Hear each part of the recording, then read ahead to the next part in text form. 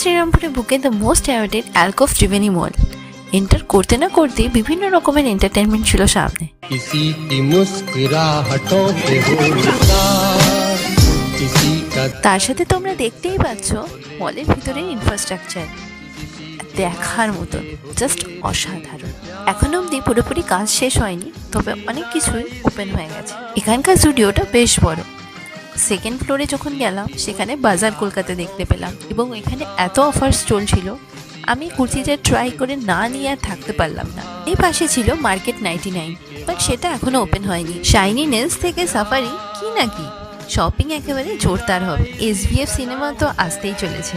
তারপরে এই অসাধারণ লাইটটা দেখতে দেখতে পৌঁছে গেলাম ফুড কোর্টে। সেখানে টি জাংশন, KFC, ডমিনোজ, সাবওয়ে সবই আসতে চলেছে, এখনো ওপেন হয়নি।